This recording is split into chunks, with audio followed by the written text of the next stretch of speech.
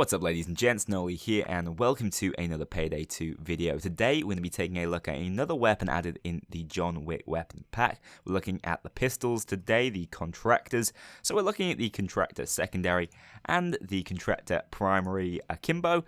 Not the cross kills, but the cross kills will play a very important part in this video, as I did last time, comparing the UMP. There's going to be a lot of comparisons going around in this video, because when I make new weapon reviews, it's all about, is the DLC worth purchasing? Are you getting something fresh and new here? And we concluded with the UMP that yes, we actually were. This was more of an assault rifle style SMG that worked much better over range. It was basically like a laser beam. However, when we take a look at the pistols today, it might not be the same fantastic conclusion. In fact, generally I find that with these, you're choosing entirely over preference. You know, what do you prefer at the end of the day? But we'll take a closer look at that in just a second when I move into looking at how we modify the weapons. For right now, just to start things off, the build is very similar to yesterday's with just a couple of different skills. Anarchist again, Anarchist Frenzy, except this time we pick up pistol skills. Not trigger happy because I don't think there's really any need to get any additional multipliers with these more hard-hitting, slower firing pistols. Maybe with something like the Bonettis I'd consider it, but not here. And then Ghost, specialized killing and the professional. That's because it works. These weapons work really nicely with the jungle ninja suppressor, meaning you don't lose a lot of damage or any damage at all, and can easily go into a couple of points over here to get 50, almost 50 I should say, additional points of damage, which is nice. It brings you over the 100 damage threshold per bullet, and remember with the akimbos we're firing two at the same time, meaning we can do well over 200 damage each shot as long as we are accurate, and these weapons are definitely very accurate. Again, Bullseye, Iron Man, they're what sort of make the build with Frenzy and Anarchist to give you that sort of armoured sustain. Let's start things off though by taking a look at the Contractor pistols and see how we modified them. The stats, as you can see on the right, are actually quite impressive for this weapon. It was one of the reasons I was excited to review it before I spent a little bit more time looking into other alternatives and realised there's one already in the game.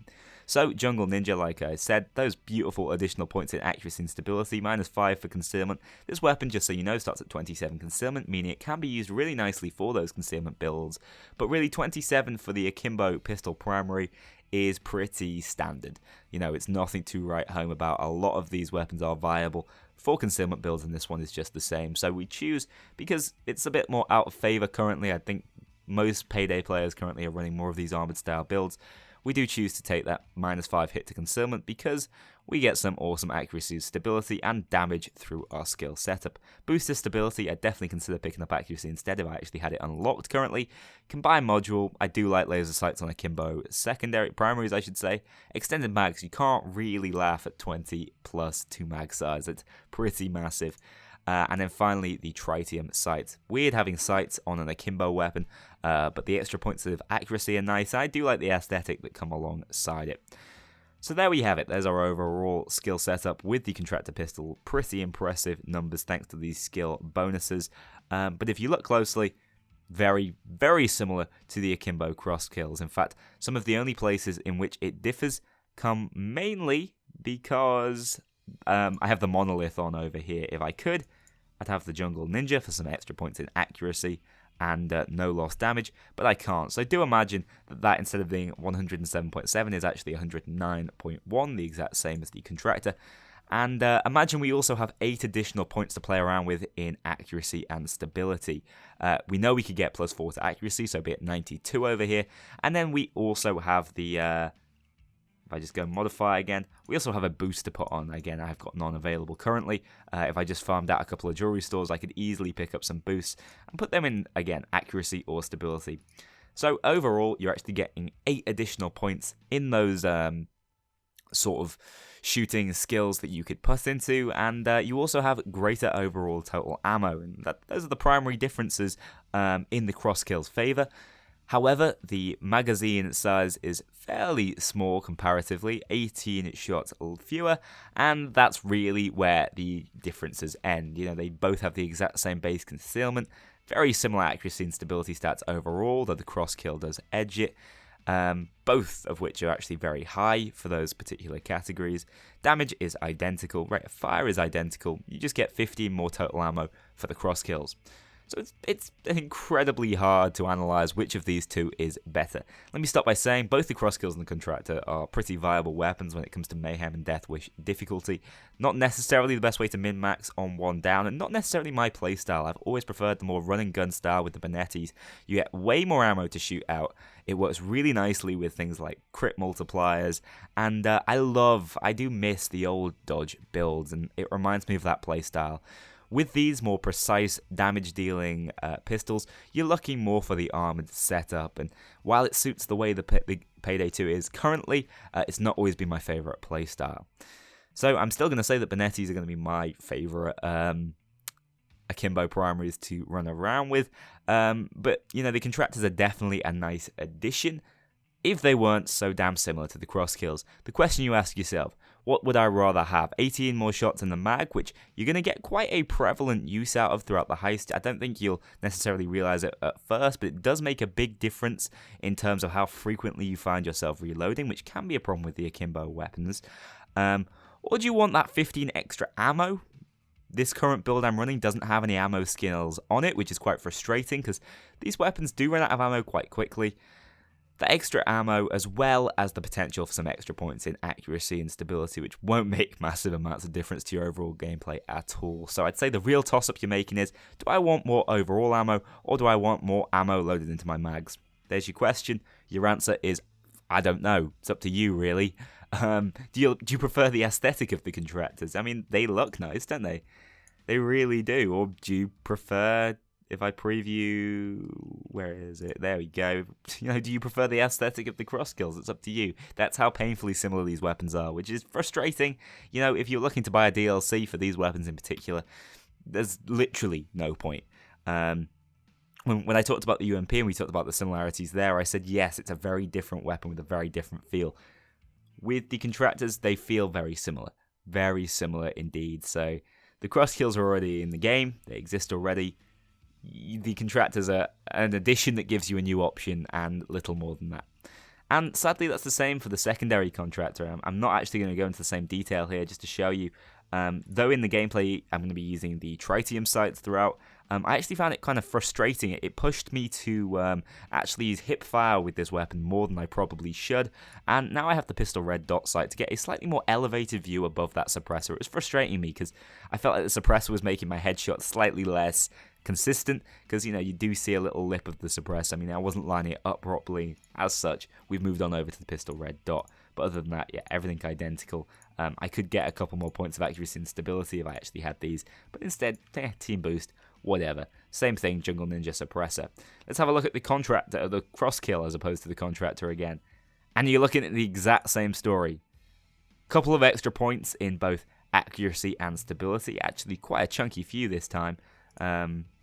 Far more than we had just for the Akimbos. What we've got, 4, 8, 12. Oh no, it would be 8 overall again. Let's actually just quickly check and see. Oh no, it would be 12 this time. So 12 additional points in either accuracy and stability, depending on how you build the Crosskill. The exact same total ammo, the exact same rate of fire, the exact same potential damage. Again, this is running the monolith for the suppressor bonus. Very similar concealment. And the only difference is, yet again, magazine size. Your mag size here is 21 as opposed to 30. What would you rather? It's up to you. You actually, in this case, have the same total ammo for both as well.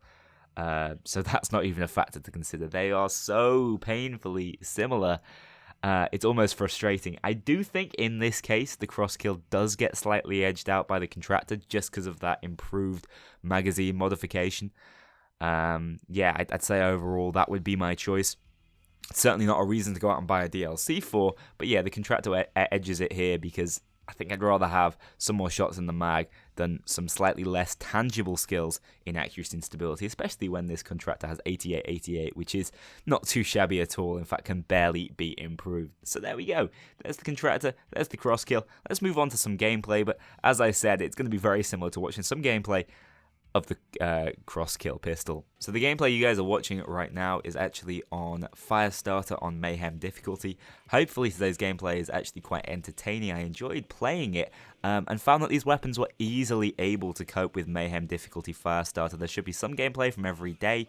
Again, it's solo with some AI to help me out. I do appreciate the AI, meaning I can be a little sloppier in my gunplay. I know a lot of people out there have started making some incredibly impressive solo Death Wish 1 down difficulty videos. I'm working on it, guys. I'm working on my skills.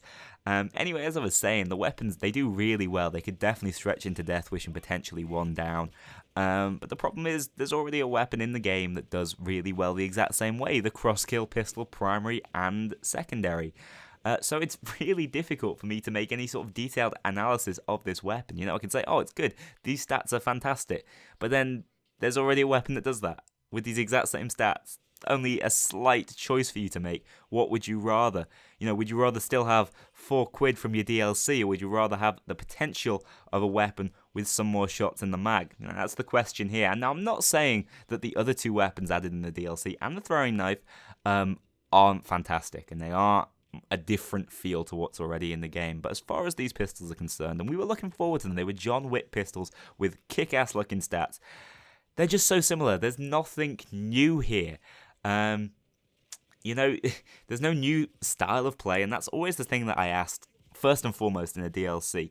Does the DLC have something that feels new, makes the game feel more alive? It's something they've not tried out before. Is it something they're experimenting with?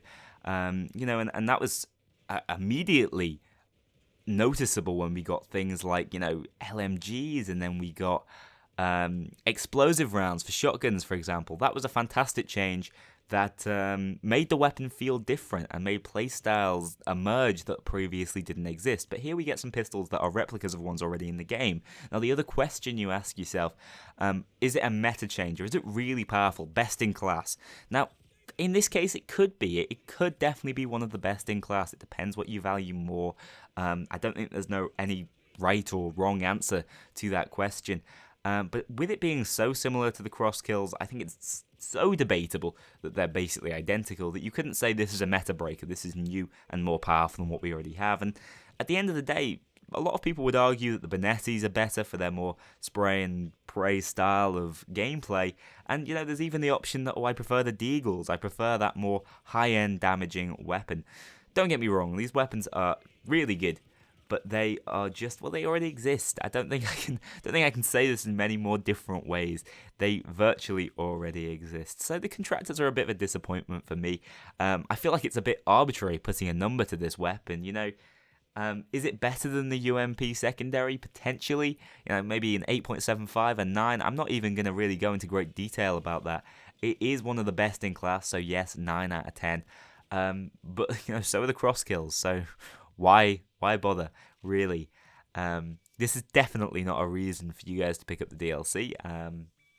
Normally, I do try and find reasons to encourage it. I think that, you know, if everyone who enjoys Payday picks up the DLC and finds some new playstyles and new ways to have fun, it's fantastic. But if there is no great reason for you to grab this DLC for this weapon, then I cannot recommend it on merit of this weapon alone. Don't get me wrong, other things in the DLC are worthwhile and they do feel new. But while these pistols are great, there's just nothing new about them. They are the same, which is a shame, but I've still enjoyed playing around with them. Of course, there's an achievement associated using them again. That's on the fire starter mission. You've got to just use that pistol secondary. Don't whip out the primary because you will not pick up the achievement, as I learnt when I recorded this gameplay today, which is frustrating, but it won't take me long to get back through it again with that Contractor secondary, because it's a damn good gun. It's just nothing new. So, ladies and gents, thanks for watching this video. I'm going to bring you the sniper video as soon as I possibly could, and then an overall DLC roundup. We can put the pros and the cons next to each other. You know, while these weapons are similar, they're still cool. There's still something new. There's just not a massive difference between them and the cross skills that already exist. So, ladies and gents, thanks a lot for watching this video, and I will see you all in the next one.